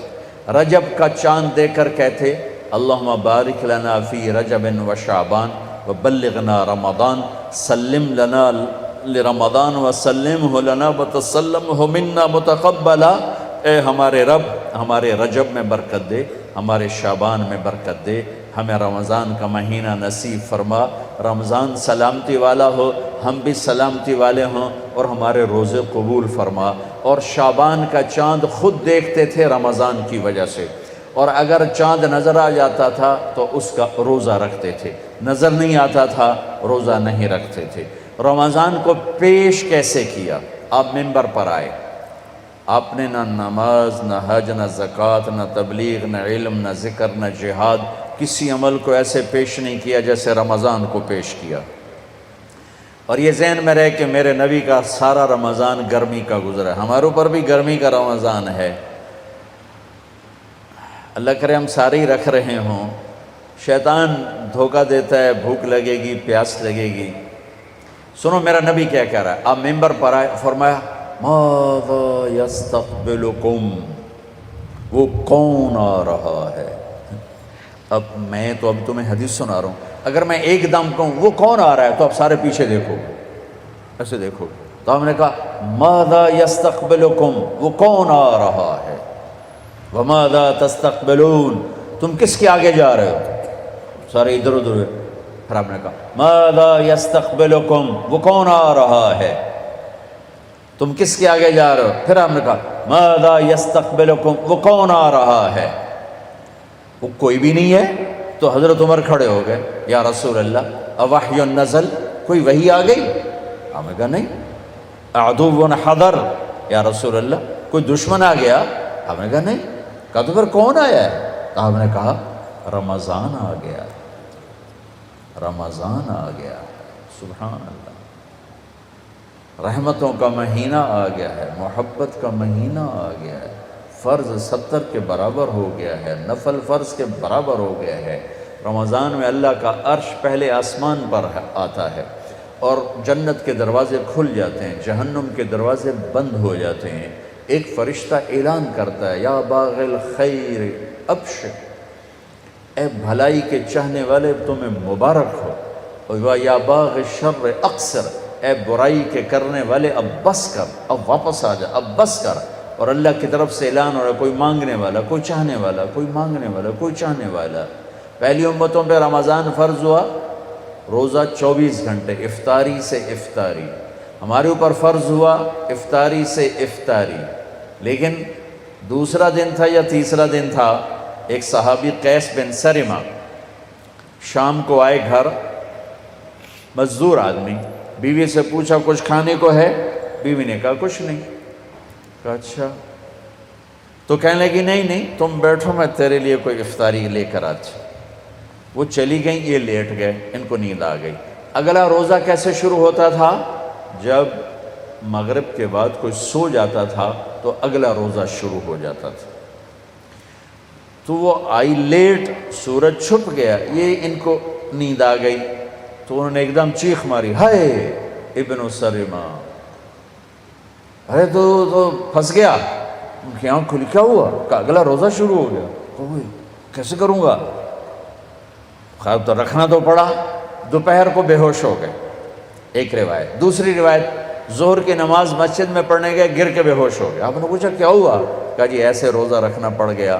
تو آپ بڑے رنجیدہ ہوئے، تو ایک دم اللہ نے قرآن اتار دیا، میرے نبی چلے آپ کی امت کے لیے گنجائش، آپ سحری تک کھائیں پئیں، آپ کے لیے سب حلال ہے، بیوی بھی حلال ہے، کھانا بھی حلال ہے، پینا بھی حلال ہے، سب حلال ہے۔ جب صبح صادق آئے تو آپ کھانا پینا بند کر دیں اور اس کے بعد اپنے روزے کو آپ پورا فرمائیں۔ تو ہمارے ساتھ اللہ تعالیٰ نے یہ معاملہ فرمایا، آپ کی توفیل اللہ تعالیٰ نے روزے میں آسانی فرمائی، سحری افطاری میں تقسیم کر دیا۔ لیکن اس کے بدلے میں ہمیں ایک نماز دی، تراویح کی نماز، جس میں اب قرآن پڑھا گیا ہے۔ پہلی امتوں کے پاس تراویح کی نماز نہیں تھی، اس لیے کہ ان کے کتاب کی تلاوت نہیں تھی۔ ہماری کتاب کی تلاوت ہوتی ہے، ان کی کتاب کی تلاوت نہیں تھی۔ کیوں؟ کہ وہ اپنی کتاب کے حافظ نہیں ہوتے تھے، وہ نماز میں صرف تسبیح پڑھتے تھے۔ ہم نماز میں قرآن پڑھتے ہیں، سارا قرآن پڑھتے ہیں، پورا قرآن ابھی ختم ہوا ہے، اور ماشاءاللہ 3 دن میں لوگ ختم کر رہے ہیں، 1 ہفتے میں ختم کر رہے ہیں، 5 دن میں ختم کر رہے ہیں، پورے مہینے میں ختم کر رہے ہیں، کہ اس امت کو اللہ نے قرآن کے حفظ کی طاقت دے دی۔ میرا ایک شاگرد، ہماری چھٹیاں ہوئیں، وہ پاسپورٹ اس کا امریکن تھا پاکستانی، تو وہ وہیں رہا، مدرسے میں رہا، بچے تو گھروں کو چلے گئے۔ رمضان آ گیا، کوئی قرآن سنانے والے کا انتظام نہ ہوا، تو اس نے کہا جی میں ہی سنا دوں گا۔ وہ حافظ نہیں تھا، صبح بیٹھ کے یاد کرنا شروع کرتا، مغرب تک ایک پارہ یاد کرتا، عشاء میں سنا دیتا۔ اس نے 29 دن میں قرآن یاد کر کے سنا دیا۔ سلیمان نام تھا، ہمارا شاگرد ہے، ہمارے اپنے مدرسے کا واقعہ، کوئی باہر کا واقعہ نہیں ہے۔ 29 دن میں قرآن یاد کر کے سنا دیا، رمضان میں سنا دیا۔ اللہ نے ہمارا قرآن ہمیں ایسے آسان کر کے دے دیا۔ ہمیں تراویح کی نماز دی، چونکہ تراویح کی نماز 20 رکعت ہے اور کھایا پیا ہوتا ہے۔ ویسے اگر تراویح اس پر افطاری پہ اگر تو کھایا ہو نا، معافی چاہتا ہوں، انسان بن کے، پھر تو 40 تراویح بھی پڑھی جا سکتی، لیکن روزہ والا کھاتا ہے جی بس اج ہی لب ہے، کل لبنا ہی کوئی نہیں۔ سموسے بھی اندر، پکوڑے بھی اندر، کلفہ بھی اندر، 7 اپ بھی اندر، روح افزا بھی اندر، پتہ نہیں کی کچھ بلائیں اندر پا کے بیٹھے اندر۔ ہوں اٹھیے کہ میں ہوں تک اٹھی ہی نہیں جانتا، ہوں اس تراویحاں کی پڑھنی، اس طرح نماز بھی کوئی نہیں پڑھنی، 5 منٹ اندر لے کے بیٹھو ہے۔ اور اگر میرے نبی کی طرح افطاری کرو، ہمارے نبی کیسے کرتے تھے؟ ایسے کھجور ہاتھ میں پکڑی ہوتی تھی، ایسے کھجور، اور چوکڑی مار کے بیٹھے ہوتے تھے، ایک کھجور ہاتھ میں تھا، ایک، اور سامنے پانی رکھا ہوتا تھا، یا کبھی دودھ، پانی یا دودھ یا ستو، اور ایک آدمی چھت پہ چڑھا ہوتا تھا اگر مدینہ میں ہے، اور اگر سفر میں ہے تو کسی وہ ٹیلے پہ چڑھا ہوتا تھا، سورج کی طرف منہ کا، آپ یوں کھجور لے کے بیٹھے ہوتے تھے، انتظار ہو۔ جو ہی سورج کا کنارہ غائب ہوتا، وہ کہتا یا رسول اللہ، سورج گیا تو اب فوراً کھجور منہ میں ڈالتے اور اوپر سے گھونٹ گھونٹ کر کے پانی پیتے تھے، ایک دم نہیں پیتے تھے، ایک دم۔ ابھی پرسوں کی بات ہے، اینا اکھیاں ویکھے آئے، ہک آیا میرے خیال ہے جوس، وہ بسم اللہ کر کے ہکے ساچ اندر لے گیا، پھر آیا کوئی دودھ لسی، وہ بھی ہکے ساچ اندر لے گیا، پھر آیا کوئی آیا روح افزا جا، رتا جا، وہ بھی اندر، 6 گلاس میرے اگوں سارے پی گیا۔ میں کہ وہ اندر ٹینکی ہے یا پیٹ ہے؟ میرے نبی گھونٹ گھونٹ کر کے پیتے تھے کہ سارے دن کا معدہ گرم ہو کر ایک دم ٹھنڈا پانی ڈالو گے، اندھا دھند ڈالو گے، بیمار ہو جاؤ گے۔ سبحان اللہ، یہ کوئی حلال حرام کی بات نہیں ہو رہی ہے کہ 3 سانس میں کے علاوہ 1 سانس میں پیے گا تو حرام ہو جائے گا۔ یہ طبی لحاظ سے، صحت کے لحاظ سے میرے نبی کا طریقہ ہے۔ تو آپ گھونٹ گھونٹ پانی پیتے تھے اور اس کے بعد آپ نماز کے لیے کھڑے ہو جاتے تھے۔ سردیوں میں آپ کھجور پہلے کھاتے تھے، پانی بعد میں پیتے تھے۔ اور کیوں؟ یہ روزہ سردیوں کا نفل ہوتا تھا، فرض نہیں۔ آپ نے سردیوں کا رمضان تو دیکھا ہی نہیں۔ گرمی میں آپ کے سارا رمضان گرمی کا ہے، تو گرمی میں آپ ترجیح دیتے تھے، پانی پہلے پیتے تھے، کھجور بعد میں لیتے تھے۔ اس میں کوئی مستقل نہیں، آگے پیچھے ہوتا رہتا تھا۔ عام آپ کی عادت مبارک، چونکہ گرمی لگی ہوتی تھی، پیاس ہوتی تھی، پہلے آپ پانی کے چند گھونٹ پیتے، پھر 1-2 کھجور کھا کر آپ نماز کے لیے تشریف لے جاتے تھے۔ اب ہلکی پھلکی رکھو افطاری تو 20 کی بجائے 40 تراویح پڑھ لو، کوئی مسئلہ نہیں۔ لیکن جیسے ہمارے بھائی حملہ کرتے ہیں، سموسے، پکوڑے، دہی بھلے، پتہ نہیں کی بلائیں پئیاں ہوندی اندر سرخان تھے، انہیں تراویح کیا پڑھنے، وہ تو نماز بھی نہیں پڑھ سکتے۔ اور آپ سحری بھی ایسی کھاتے تھے، 2 کھجوریں 1 گلاس پانی، 3 کھجوریں 1 گلاس پانی۔ ہاں، کبھی روٹی بھی کھاتے تھے، کبھی سالن بھی کھاتے تھے۔ افطاری کی دعوت میں بھی شرکت فرماتے تھے۔ افطاری میں آپ کی کوشش ہوتی تھی، کہ پکی ہوئی چیز نہ ہو، فطرت کی چیز، پھل، پانی، جس کو آگ نے نہ چھوا ہو۔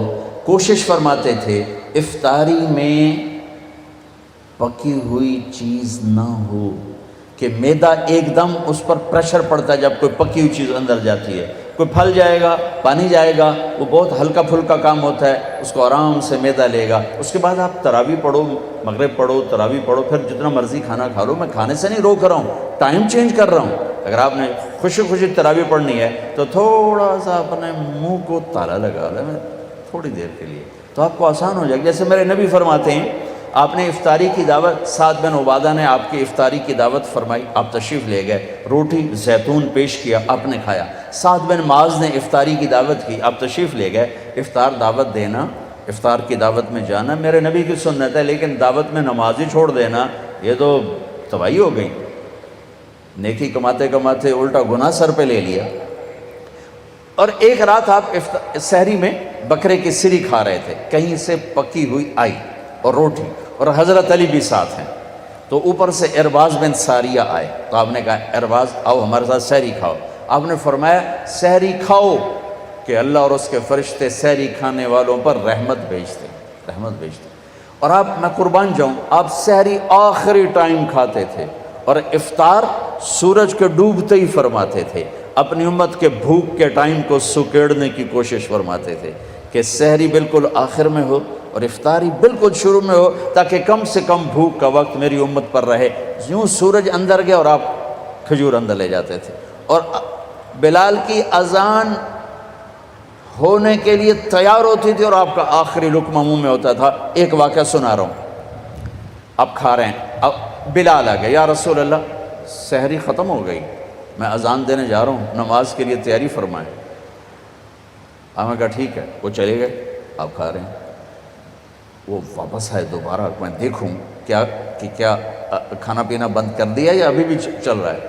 آ کے دیکھا تو آپ کھا رہے تھے، تو انہوں نے کہا یا رسول اللہ، اللہ کی قسم صبح ہو گئی ہے، یعنی سحری کا وقت ختم ہو گیا۔ تو آپ نے ایسے ہاتھ پیچھے کر دیا، کہا ارے بلال نہیں ہوئی تھی، صبح نہیں ہوئی تھی، صبح نہیں ہوئی تھی، تیری قسم کی وجہ سے اللہ نے صبح کو پہلے نکال دیا کہ میرے بلال کی قسم جھوٹی نہ پڑ جائے۔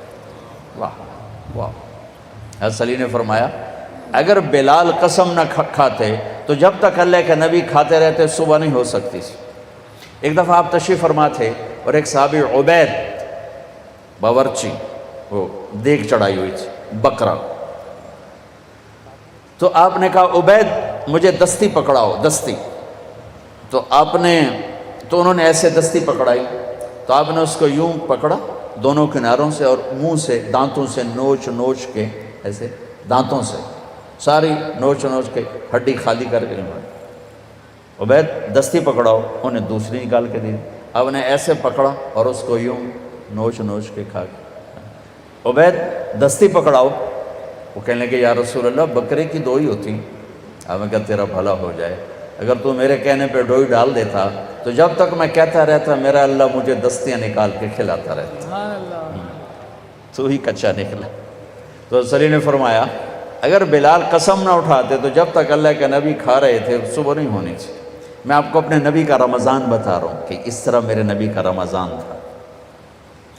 پھر ایک دفعہ ایسا بھی ہوا کہ روزہ غلط ہو گیا، پہلے چونکہ گھڑی تو تھی، ہاں بھائی 7:33 ہو گئے افطار فرما لیں، ایسا تو تھا نہیں، بادل تھے اور سب روزے کے انتظار میں، تو اندازہ ہوا کہ سورج ڈوب گیا، سب نے روزہ افطار کر لیا، اللہ کے نبی نے بھی، صحابہ نے بھی۔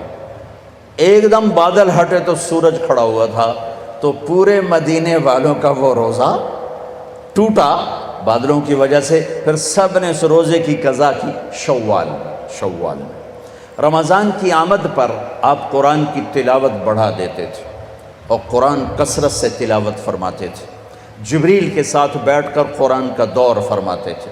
شہر رمضان الذی انزل فیہ القرآن میں اللہ نے کہا جس میں قرآن اترا، یہ وہ مہینہ ہے جس میں قرآن اترا، اشارہ ہے قرآن کے ساتھ وقت گزارو۔ میں آپ سب سے کہتا ہوں باقی اب 18 دن رہ گئے یا 17 دن رہ گئے، ان 17 دنوں میں یہ موبائل چھوڑ دو، یہ اخبار چھوڑ دو، یہ ٹاک شو چھوڑ دو، یہ فیس بک چھوڑ دو، صرف قرآن کے ساتھ بیٹھ جاؤ، صرف قرآن کے ساتھ، صرف قرآن کے ساتھ، صرف قرآن کے ساتھ۔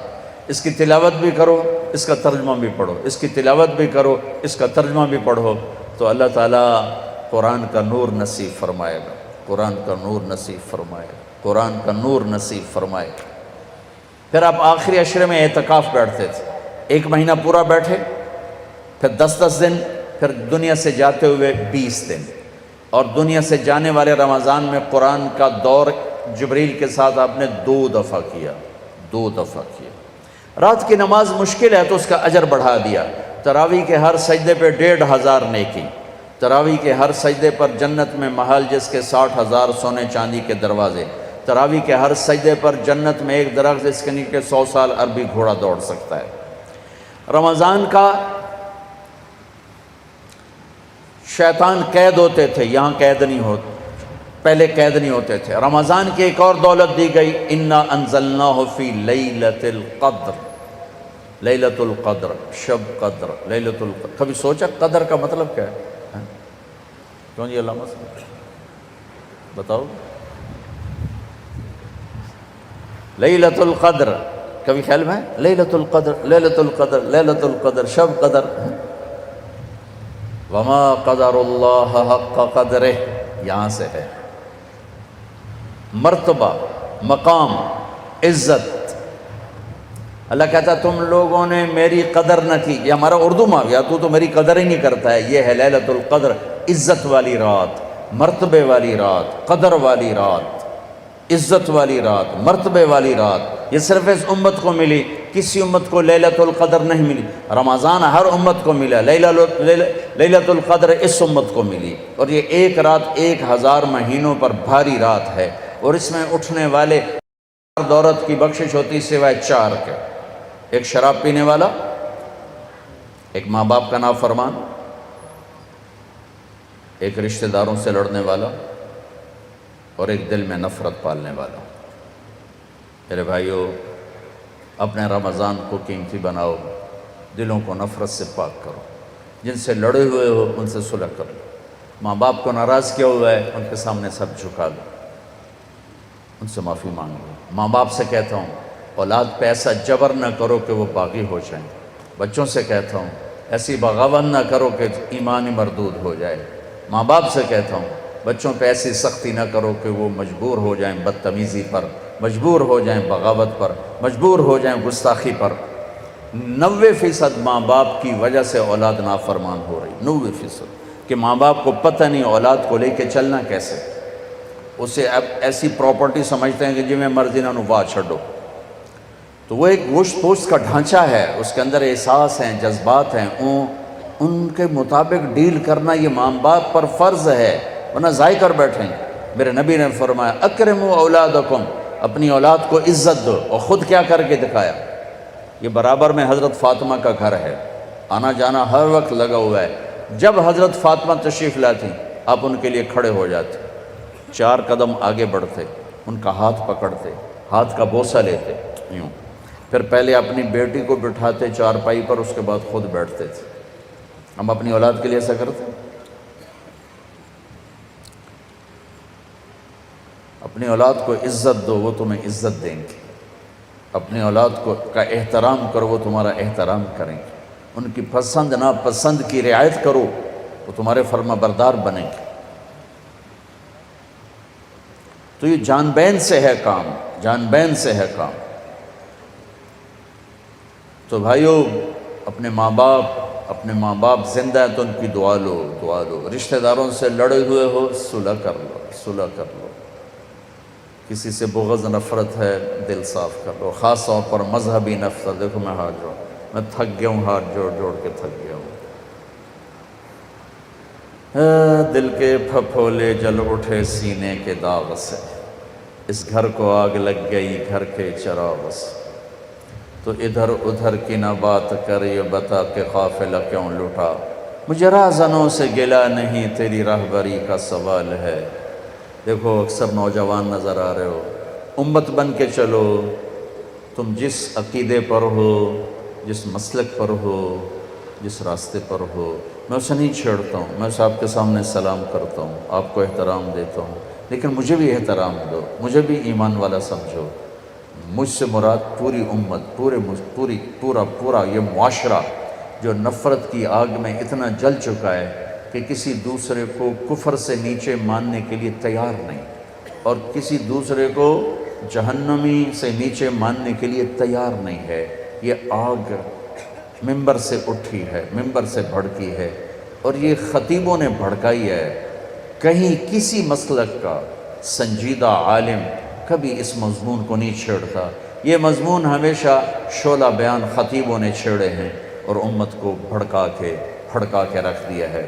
میں آپ کے سامنے ہاتھ جوڑتا ہوں، امت بن کے چلو، اپنا تعارف ایز اے مسلم کرواؤ، تم جو جس مسلک کے ہو تمہیں مبارک ہو، لیکن اوروں کو بھی عزت دو، اوروں کو بھی احترام دو۔ کتنا بھرا پڑا ہے ہمارا سوشل میڈیا، گالیاں کفر، گالیاں کفر، گالیاں کفر، اور تم یہاں تک پہنچ چکے ہو کہ کتنے میرے مسلمان بھائی ہیں وہ مکے میں جا کے امام کعبہ کے پیچھے نماز نہیں پڑھتے کہ ان کے پیچھے نماز نہیں ہوتی۔ اللہ اکبر۔ مدینے جیسی مسجد کے امام کے پیچھے نماز نہیں پڑھتے کہ ان کے پیچھے نماز نہیں ہوتی، پھر کن کے پیچھے ہوتی؟ وہ کون احمق اور نادان ہیں جنہوں نے اس حد تک امت کو گمراہی پر ڈال دیا کہ اللہ کے گھر کے مصلی پر بھی کھڑا ہوا غیر مسلم ہے، اور نبی کے مصلی پر کھڑا ہوا بھی اس قابل نہیں کہ اس کے پیچھے اللہ اکبر کہہ سکو۔ یہ میرے دیس کا درد ہے، یہ جہالت میرے دیس میں ہے، میں دکھ سے کہہ رہا ہوں، درد سے کہہ رہا ہوں۔ اللہ کے واسطے رمضان کا مبارک مہینہ ہے، مذہبی نفرتیں مٹاؤ، سیاسی نفرتیں مٹاؤ، ظلم و ستم سے نکلو، ظلم و ستم سے نکلو، قتل و غارت، کفر، سب و شتم، یہ سفینوں کو ڈبو دینے والے کام۔ دو آدمی سب سے زیادہ برباد ہوں گے آخرت میں، دو آدمی سب سے زیادہ برباد ہوں گے آخرت میں، دو آدمی سب سے زیادہ برباد ہوں گے آخرت میں، ایک سود کھانے والا، ایک قتل کرنے والا، ایک سود کھانے والا، ایک قتل کرنے والا، ایک سود کھانے والا، ایک قتل کرنے والا۔ ہائے میرے بھائیو، اللہ کے واسطے محبتیں پھیلاؤ، محبتیں پھیلاؤ، محبتیں پھیلاؤ، محبتیں پھیلاؤ۔ وَعَمِلُوا الصَّالِحَاتِ، دو کام۔ تیسرا کام ہے وَتَوَاصَوْا بِالْحَقِّ، یہ تبلیغ کا کام، ایک دوسرے کو حق کی دعوت دینا۔ یہ لازمی پرچہ قرآن بتا رہا ہے، تبلیغ والے نہیں بتا رہے، قرآن بتا رہا ہے کہ دعوت کا کام، ایک دوسرے کو ایمان کی بات سمجھاؤ۔ چوتھا پرچہ وَتَوَاصَوْا بِالصَّبْرِ، مختلف زندگی میں حالات آتے ہیں، صبر سے چلو، صبر سے چلو، صبر مانگو نہیں، آئے تو صبر سے چلو۔ یہ چار کام کر لو، اللہ دنیا بھی بنا دے گا، اللہ آخرت بھی بنا دے گا۔ میں بڑی مشکل سے گھنٹہ کھینچ کے آیا ہوں، کیونکہ ایک روزہ رکھا ہوتا ہے، اور میں جب خالی معدے ہوتا ہوں تو مجھے سر کا درد شروع ہو جاتا ہے جو مجھے گرا دیتا ہے۔ اب بڑی مشکل سے روزانہ ہی دعا مانگتا ہوں، یا اللہ آج سر درد نہ ہو، میرا روزہ پورا ہو جائے، میرا روزہ پورا ہو جائے۔ تو بعض اوقات اتنی تکلیف ہو جاتی ہے کہ پھر مجھے ٹیکا لگوانا پڑتا ہے یا روزہ چھوڑنا پڑتا ہے۔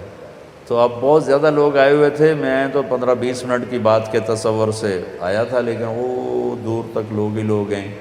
تو میں نے آپ کو سورہ والعصر کی تھوڑی سی تفصیل بتا دی ہے۔ یہ چار کام میرے عزیزوں کیے بغیر نجات کوئی نہیں، ایمان کے بغیر نجات نہیں، عمل کے بغیر نجات نہیں، تبلیغ کے بغیر نجات نہیں، صبر کے بغیر نجات نہیں۔ یہ لازمی پیپر ہیں، کمپلسری پیپر ہیں، لازمی پیپر ہیں۔ اتنا بڑا مجمع آیا ہوا ہے، ایک ایمان کو سیکھو، اچھے عمل کو سیکھو۔ روزہ اس وقت چل رہا ہے، اسے خوبصورت بناؤ، غیبت کو چھوڑو، جھوٹ کو چھوڑو، گالی کو چھوڑو، نفرت کو چھوڑو، چاہے وہ سیاسی ہو، چاہے وہ مذہبی ہو، چاہے وہ علاقائی ہو، چاہے وہ صوبائی ہو، چاہے وہ کسی بھی بنیاد پر ہو۔ نفرتوں کو مٹاؤ، نفرتوں کو مٹاؤ، محبتوں کو پھیلاؤ۔ نہ ایسے لٹریچر پڑھو، نہ ایسے لوگوں کی بات سنو جو تمہیں توڑ کے رکھ دیں، تمہیں پھاڑ کے رکھ دیں، تمہیں فرقوں میں بانٹ کے رکھ دیں، اور تمہیں ایک دوسرے کے گریبانوں میں ہاتھ ڈلوا دیں۔ ارے بھائی کیا کر رہے ہو، بیٹھ جاؤ، او بھائی بیٹھ جاؤ، میرے اٹھنے سے پہلے کیوں اٹھ رہے ہو؟ تو میرے عزیزو، یہ سورۃ والعصر چار کام کرنے کے ہیں، اللہ کے واسطے ان کو کر لو، میری بھی دنیا آخرت بن جائے گی، آپ کی بھی دنیا اور آخرت بن جائے گی۔ چند دن بقایا ہیں، اس میں وہ کر لو جو اللہ اس کے رسول کو پسند ہے۔ اللہ سارا سال ہمیں صحیح چلنے کی توفیق دے دے گا۔ ایک گزارش تو سب سے کروں گا کہ آج یہاں بیٹھے بیٹھے سارے توبہ کرو. بہت بڑا مجمع ماشاءاللہ نظر آ رہا ہے، اور اللہ کا عرش بھی پہلے آسمانوں پر ہے، اور اس کے ملائکہ بھی یہاں قطار اندر قطار ہیں، اور جنت کے دروازے بھی کھلے ہوئے ہیں اور جہنم کے بند ہیں. اگر ہمارے توبہ کے الفاظ اوپر جائیں گے نا تو ساتوں آسمان میں نور ہی نور پھیل جائے گا کہ ایک بہت بڑا مجمع رمضان کی ایک مبارک رات میں اللہ کو راضی کرنے کے لیے جمع ہے. تو میں یہ گزارش کروں گا کہ میں اور آپ ہم سب مل کر اللہ کی بارگاہ میں اجتماعی طور پہ توبہ کریں. تو آپ نیت کرتے ہو اس کی؟ سارے نیت کرتے ہو؟ تو کہو یا اللہ میری توبہ، پھر کہو یا اللہ میری توبہ، پھر کہو یا اللہ میری توبہ. اللہ تعالیٰ میری آپ کی توبہ قبول فرمائے. اب یہاں سے آج تک نماز میں سستی ہے تو شروع کر دینا، روزے نہیں شروع کیے تو شروع کر دینا، کسی کا حق مارا ہے واپس کر دینا، کسی سے لڑے ہوئے ہو صلح کر لینا. ماں باپ ہیں، خاص طور پر میاں بیوی کی لڑائی پر شیطان بہت خوش ہوتا ہے، اور میاں بیوی کی صلح پر شیطان بہت ناراض ہوتا ہے. سب سے زیادہ شیطان کو خوشی خامند اور بیوی کی لڑائی پر ہوتی ہے کہ یہ وہ لڑائی ہے جو پورے گھر کو، پورے خاندان کو تباہ کر دیتی ہے. لہٰذا ایک دوسرے کو برداشت کرنا سیکھو. یہ دنیا جنت نہیں ہے کہ جو چاہو گے پورا ہوگا. ایک دوسرے کو برداشت کرو، اپنے گھروں کو آباد کرو. اللہ نے عورتوں کو نہیں کہا، مردوں سے کہا عاشرہن بالمعروف، اپنی بیویوں کے ساتھ اچھا سلوک کرو. فإن کرہتموہن، تمہیں پسند نہ بھی ہوں تو بھی اچھا سلوک کرو. کہ عسیٰ ان تکرہوا شیئا ویجعل اللہ فیہ خیرا کثیرا، تمہیں اس ناگواری میں اللہ بہت کچھ دے دے گا، بہت کچھ دے دے گا. امام غزالی کی روایت ہے جس کا خامند بدتمیز ہو، اکثر تو خامدی ہوتے ہیں، بد زبانی بھی ہوتی ہے، بدتمیزی بھی ہوتی ہے، عورتیں بھی ہوتی ہیں، کم ہوتی ہیں، مرد زیادہ ہوتے ہیں. جس کا خامند بدتمیز ہو اور عورت صبر کر جائے تو اسے وہ اجر ملے گا جو فرعون کی بیوی حضرت آسیہ کو ملا تھا. فرعون کی زوجیت، جس کی بیوی بدتمیز ہو اور خامند صبر کر جائے تو اس خامند کو وہ اجر ملے گا جو لوط علیہ السلام اور نوح علیہ السلام کو ملا تھا کافر بیویوں کو برداشت کر کے. کیا مثال ہے! طلاق نہیں دی، نبھا کر کے دکھائے. طلاق نہیں دی، نبھا کر کے دکھائے. اگر باپ کو سمجھنا چاہتے ہو قرآن میں باپ کیسا ہونا چاہیے، قرآن نے ایک باپ کا ذکر کیا ہے کہ ایسے باپ کو، ایسا باپ پورے قرآن میں بیان نہیں ہوا، وہ ہے یعقوب علیہ السلام. جیسے یعقوب نے باپ بن کے دکھایا ہے، پوری امت کے لیے پیغام ہے. اگر اولاد نافرمان ہو جائے تو کیا کرو؟ گھر سے نکال دو، جائیداد سے آگ کر دو، لڑائیاں جھگڑے شروع کر دو؟ نہیں، صبر کرو. فصبر جمیل واللہ المستعان علی ما تصفون. ذرا بیٹوں کا تبصرہ سنو. ان ابانا لفی ضلال مبین. باپ نبی ہے، نبی کا بیٹا ہے، نبی کا پوتا ہے، نبی کا باپ ہے، اور کہہ رہے ہیں ہمارا باپ بہت بڑا گمراہ انسان ہے. اور فی کے ساتھ جو انہوں نے کر دیا ہے، فی لفی ضلال مبین. توبہ توبہ. اور اتنے غلط ذہن رکھنے والوں کو یعقوب علیہ السلام نے باپ بن کے دکھایا، گھر سے نہیں نکالا، تانا نہیں دیا تم نے میرے بیٹے کو تباہ کر دیا، تم نے یوسف کو اغوا کر کے ہلاک کر دیا. ایک لفظ نہیں بولے.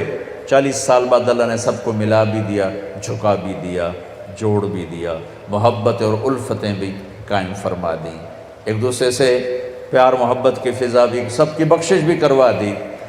تو میرے سب سے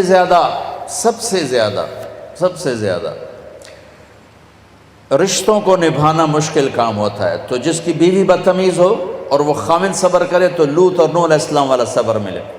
اولاد نافرمان ہو جائے، یہ میں اضافہ کر رہا ہوں، اولاد نافرمان ہو جائے اور باپ صبر کر جائے اور حسن سلوک کو باقی رکھے تو امید ہے اللہ یعقوب علیہ السلام والا اجر عطا فرمائیں گے، اجر عظیم عطا فرمائیں گے. ایک بہت بڑے بزرگ ہیں، ان کی بیوی بڑی بدتمیز. ان کا ایک مرید ان کو ملنے آیا، وہ گئے ہوئے تھے جنگل. اس نے دروازے پر دستک دی کہ میرے پیر ہیں. وہ کہنے کہ تیرا پیر دی بھی ایسی تیسی تے نال تیری بھی ایسی تیسی. نال چنگیاں سلواتاں پڑھ سنائیں. اسے گلے بھی اے کی بنی، یہ تو اندر ہی کام بگڑیا پیا. اس نے دائیں بائیں پوچھا میرا پیر کدھر ہے؟ انہوں نے کہا ادھر جنگل گئے تھے. وہ جنگل کو چل پڑا، آگے دیکھا تو وہ لکڑیاں کاٹ کے شیر پر لاد کے آ رہے تھے، شیر پر. تو وہ حیران ہو کر کہنے لگا پیر سائیں اے بیگم تک قابو آئی نہیں تھے، شیر کے میں قابو آ گیا. وہ کہنے لگے میرا پتر او دیاں سہ کے اللہ نے شیر میرے قابو کر دیتے. او دیاں سہ کے رب ہے شیر میرے قابو کر دیتے. دیکھو بھائیو یہ جنت نہیں ہے، یہ لڑائی جھگڑے کی جگہ ہے. تو صلح کرو، صلح کرو، صلح. بڑوں کا کام ہے. عام طور پر سسرالی معاشرہ تباہی پھیرتا ہے، صلح کا کردار ادا نہیں کرتا، آگ بھڑکاتا ہے. تو میں سب سے پاک گھر کی مثال دیتا ہوں. سب سے پاک جوڑا نبیوں کے بعد علی و فاطمہ. ہمارے نبی گھر میں آئے بیٹی کے، تو اب تھوڑا غمگین بیٹھے. آپ نے کہا کیا ہوا؟ کہا میرا اور علی کا جھگڑا ہو گیا. کہا علی کدھر ہے؟ کہا جی باہر نکل گئے. تو آپ نے خود علی کی تلاش میں نکل پڑے. یہ نہیں کہا میں بیٹی کا باپ ہوں، میں کیسے جاؤں داماد کے پاس. آپ خود چل پڑے تلاش کرنے. دیکھا تو حضرت علی مسجد میں لیٹے ہوئے تھے. تو چادر اتر، کرتا ذرا اوپر چڑھ گیا تھا تو کمر پر مٹی کے لگی ہوئی تھی. تو آپ آ کر بیٹھ گئے اور یوں اٹھائے، قم یا ابا تراب. بڑے پیار سے کہا ابو تراب اٹھو. ابو تراب کا مطلب تھا کہ مجھے پتہ چل چکا ہے تمہارا دونوں کا جھگڑا، لیکن تو مجھے ویسا ہی پیارا ہے جیسے پہلے پیارا تھا. یہ پیغام ہے ابو تراب میں. اب لائے گھر آئے اور یوں لیٹ گئے. دیکھو جیسے میں لیٹ زمین پر ایسے لیٹ، ادھر حضرت علی کو لٹایا، ادھر حضرت فاطمہ کو لٹایا. حضرت علی کا ہاتھ پکڑا اور یہاں رکھا، یہاں. حضرت فاطمہ کا ہاتھ پکڑا اور یہاں رکھا. ٹھیک ہو؟ دیکھ رہے ہو؟ پھر اپنا ہاتھ فاطمہ کے ہاتھ پر رکھا. یہ علی کا ہاتھ پیٹ پر، یہ زہرا کا ہاتھ علی کے ہاتھ پر، اور یہ نبی کا ہاتھ بیٹی کے ہاتھ پر. ٹھیک ہو گیا؟ سمجھ میں آ گئی صورت؟ آپ نے کہا بولو دونوں ہماری صلح ہو گئی. دونوں بولو ہماری. نہیں پوچھا ہاں بھائی علی کیا مسئلہ ہے، ہاں بھائی فاطمہ کیا مسئلہ ہے. مسئلے پوچھنے والے ہور لڑائی پواتے آ جاندے. یاد رکھنا اگر صلح کرانی ہو مسئلے نا، ہاں بھائی کی گل ہے، تو دس بھائی کی گل ہے، تو دس بھائی کی گل ہے، تو دس بھائی کی گل ہے. وہ ڈھیر چوکھا جھگڑا پاتے آ جاندے، پہلے نالوں میں کم اگاں لگا جاندہ ہے. آپ نے نہیں پوچھا علی ہاں کیا ہوا، بات دو کیا، چلو بولو صلح ہو گئی. انہوں نے کہا جی ہماری صلح ہو گئی. بس آپ اٹھے باہر نکلے، اتنا خوش کہ آپ کے یہاں سے نور نکل رہا تھا ایسے جگمگ. تو صحابہ نے کہا یا رسول اللہ بڑے خوش نظر آ رہے ہیں. کہا علی و فاطمہ کی صلح کرا کے آ رہا ہوں. میرے بھائی بہنوں صلح سے رہو، محبت سے رہو. یہ گزرگاہ ہے، گزر جائے گی. یہاں آئیڈیل لائف تلاش کرو گے نہیں ملے گی. گزارا ہی کرنا ہے، گزارا ہی کرنا ہے. ہاں اگر زندگی کو خوبصورت بنانا چاہتے ہو اپنے اخلاق اچھے کریں. ہم اپنے اخلاق اچھے کریں، زبان کا بول میٹھا کریں، صحیح سنو صحیح بولو، غلط نہ سنو غلط نہ بولو. دیکھو انسان سب سے زیادہ اپنے آپ سے پیار کرتا ہے، سب سے زیادہ اپنے آپ سے پیار. اپنی وجہ سے ہر ایک سے لڑتا ہے، بیوی سے، بچوں سے، ماں سے، باپ سے، بھائی سے. تو تم چاہو گے کہ اپنے آپ کو گندا کرو. اگر آپ کسی سے نفرت کرو گے تو وہ گندے جذبات آپ کے اندر جائیں گے، آپ کے اندر گندگی بھر جائے گی. اپنے آپ کو گندا کرنا چاہو گے؟ کسی کی غیبت سنو گے تمہارے اندر گندگی بھر جائے گی. اپنے آپ کو گندا کرنا چاہتے ہو؟ کسی کی برائی سنو گے تمہارے اندر زہر بھرے گا. اپنے آپ کو زہریلا بنانا چاہتے ہو؟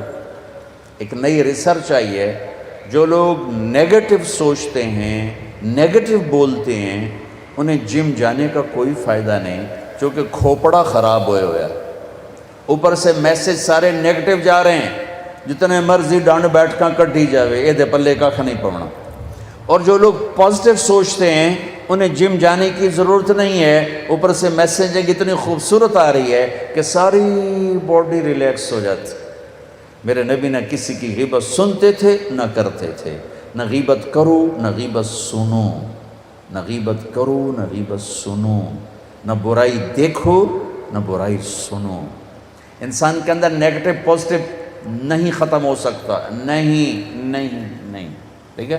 اب نیگیٹو کدھر چل رہا ہے؟ یہ امجد کیا کرتا ہے، یہ احسان کیا کرتا ہے، یہ یوسف کیا کرتا ہے، ساری نیگیٹیوٹی ادھر جا رہے۔ اب تم کیا کرو گے؟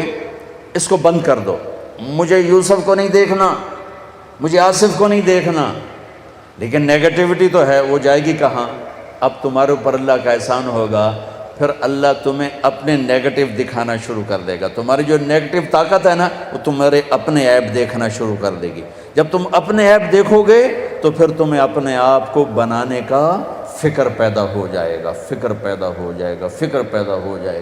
اور تمہیں اپنے عیب نظر آ جانا اللہ کی بہت بڑی بلیسنگ، بہت بڑا انعام ہوگا۔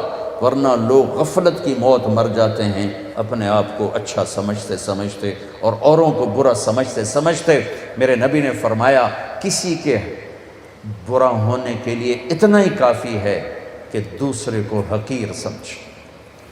تو اس کا مفہوم مخالف کیا ہے کہ کسی کے اچھا ہونے کے لیے اتنا ہی کافی ہے کہ دوسرے کو اچھا سمجھ۔ وہ ہے نا ہمارے اقبال کا شاعر، اپنے من میں ڈوب کر پا جا سراغ زندگی۔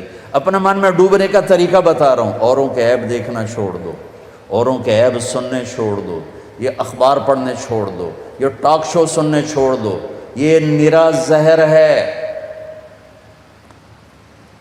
ٹاک شو سن کے لگے گا کل پاکستان تے قیامت آمن والی، ایسے بے وقوف بیٹھے ہوتے ہیں۔ یہ سب پیسے کا چکر ہوتا ہے، اپنی ریٹنگ بڑھانے کے چکر میں یہ میڈیا پتہ نہیں کیا ظلم و ستم ڈھا رہا ہے۔ اگر آپ اپنے من میں ڈوبنا چاہتے ہو، طریقہ بتا رہا ہوں، اپنے من میں ڈوب کر پا جا سراغ زندگی، ہے نا، تو اگر میرا نہیں نہ منتا نہ من اپنا تو بن۔ اپنے من میں ڈوبنے کا راستہ آنکھیں بند کر لو، کس سے؟ اوروں کے عیب دیکھنے سے، اوروں کی کمیاں دیکھنے سے۔ تو پھر کیا ہوگا؟ اپنا من سامنے آنا شروع ہو جائے گا۔ کان بند کر لو، میں نے نہیں کسی کی برائی سننی، تو آپ کو اپنی برائیاں سنائی دینے لگ جائیں گی۔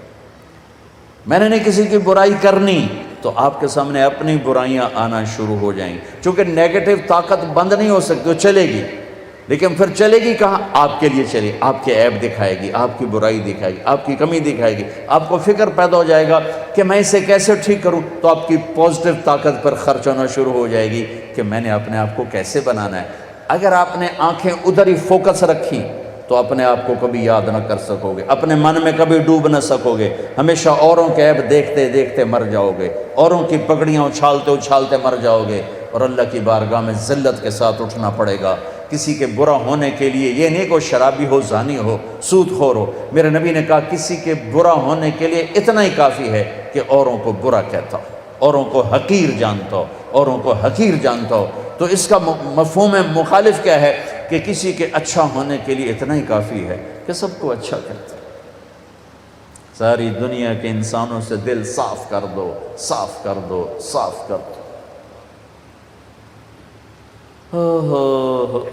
ہمارے علاقے میں ایک فوتگی ہوگی تو ہمارے دیہاتوں میں یہ ہوتا ہے کلخانی یہ وغیرہ، ہم اس میں ایک ہماری تہذیب چلی آ رہی، ہم جاتے ہیں، بیان وغیرہ بھی ہوتا ہے۔ تو ایک بیٹھے تھے صاحب، تو بڑی اچھی داڑھی، ٹوپی، تو میں ان کو آگے بڑھ کے سلام کرنے لگا، السلام علیکم، تو انہیں ہاتھ یہاں کر لیا، میں کہا پتہ نہیں لگا بھی میں ہاتھ میں لایا، میں کہا جی السلام علیکم، وہ بیچارے فوت ہو گئے۔ یہ نفرت ان کے اندر خود نہیں اٹھی، یہ ممبر سے سنو ہی بات نے ان کے اندر نفرت بھر دی کہ میں انسان تو ہوں، چلو میں ان کے نزدیک کافر ہوں گا، انسان تو ہوں، تو انسان سے مصافحہ کرنے میں کیا ہے؟ میرے نبی نہیں مصافحہ فرماتے تھے؟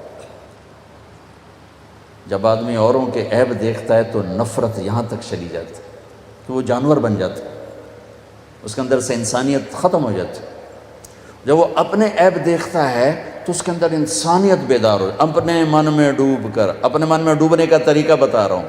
عیب دیکھنا چھوڑو، عیب سننا چھوڑو، عیب پڑھنا چھوڑو، یہ ٹاک شوز چھوڑو، یہ سارے منفی پروگرام چھوڑو، تو پھر تمہارے اندر کا سسٹم آن ہوگا، پھر تمہارے اندر کی وہ جو سافٹ ویئر ہے نا، وہ ابھی اس پر مٹی پڑی ہوئی ہے، وہ بیدار ہوگا جب تم یوں کر لو گے، مجھے نہیں سننا، مجھے نہیں دیکھنا، تو آپ کا اندر جاگے گا، پھر آپ خوبصورت ہوتے جاؤ گے، جب مرو گے تو اپنی روح کو دیکھو گے نورانی ہو کر ایسے نکلے گی کہ سارے عالم کو روشن کر کے اوپر جائے گی۔ تو بھائیو، رمضان کا مبارک مہینہ ہے، یہ میں آخری بات بڑی اہم کی ہے میں نے، اپنے من میں ڈوبو، لوگوں کی کمیاں بولنا چھوڑ دو، دیکھنا چھوڑ دو، سننا چھوڑ دو، پڑھنا چھوڑ دو، پیغام محبت بن جاؤ، پیغام محبت بن جاؤ،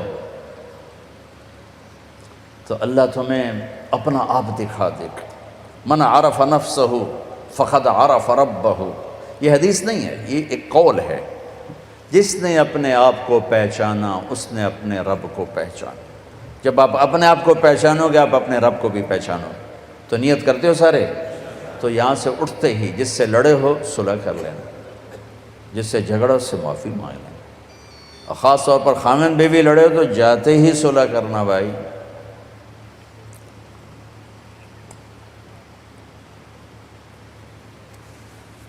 میں بہت بیان کیا کرتا ہوں، یہ ہمارے ایک دوست ہیں، ہمارے راجپوتوں میں ایک شاخ ہے رنگڑ، وہ بڑی اتھرے ہوندے ہیں، اتھرے پٹھی مادے ہوندے ہیں،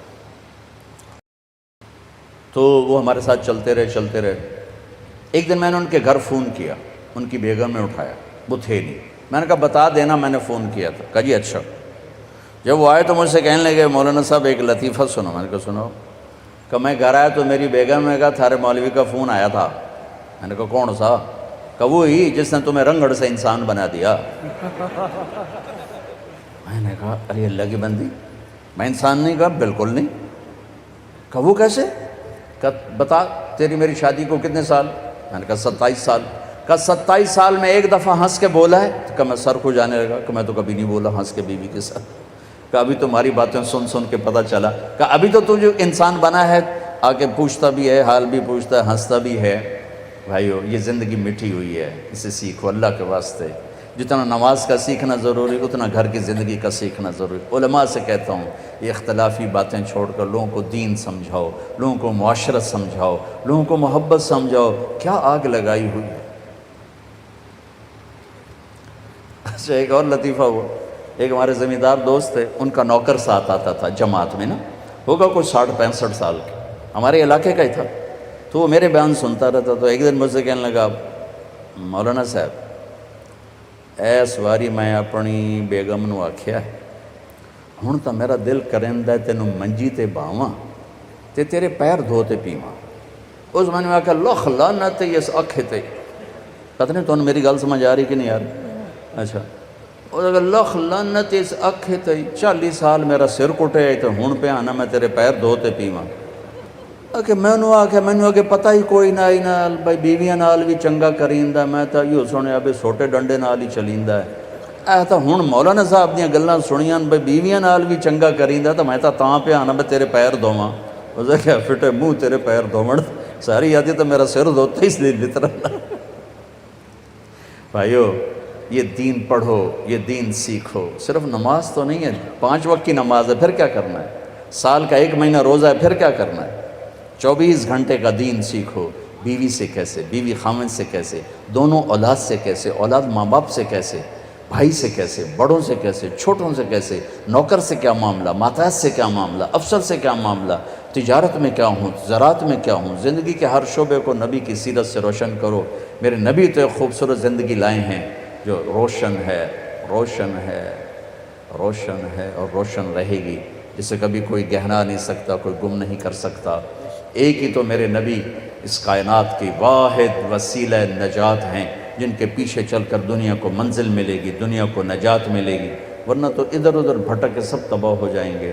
سارے بھائی اس کی نیت کرو۔ اور ایک چھوٹی سی تشکیل کرتا ہوں کہ ایک تو عید کے بعد اب سارے بھائی نا ضرور کچھ نہ کچھ وقت لگاؤ، چلے کے لیے جاؤ، 3 چلے کے لیے جاؤ، اس کے ذرا ارادوں کا اظہار تو کر دو کھڑے ہو کر۔ www.darsulquran.com واہ واہ واہ واہ واہ واہ، اللہ بہت قبول کرے، بہت کو بیٹھ جاؤ بیٹھ جاؤ بیٹھ جاؤ۔